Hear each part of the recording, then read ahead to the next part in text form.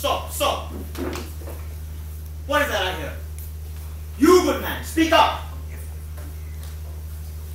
Did I hear hail the king? My good people, I am your servant. A happy one, but still your servant.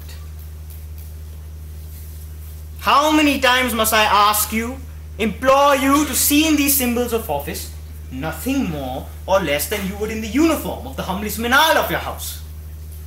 Crayon's crown is as simple, and I hope as clean, as the apron Nanny wears. And even as Nanny smiles and is your happy servant and sees her charge, so too does Crayon, your obedient servant, stand here and smile.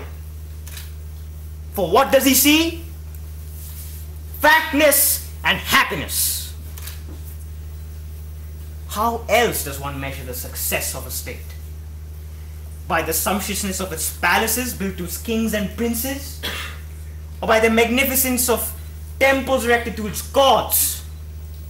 Or by the achievements of scientists and technicians who can now send rockets to the moon? No. Those count for nothing beside the fatness and happiness of its people. But have you ever paused to ask yourselves whose responsibility it is to maintain this fatness and happiness? The answer is simple, is it not? Your servant, the king. But have you then gone on to ask yourselves, what does a king need to maintain this happy state of affairs? What, other than a silly crown, are the tools with which a king fashions the happiness of his people? The answer is equally simple, my good people. The law! Yes, the law. A three-letter word, and how many times haven't you glibly used it? Never bothering to ask yourselves, what then is the law?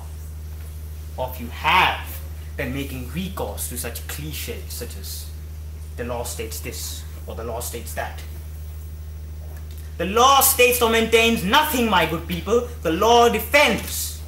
It is nothing but a shield in your faithful servant's arm to protect you.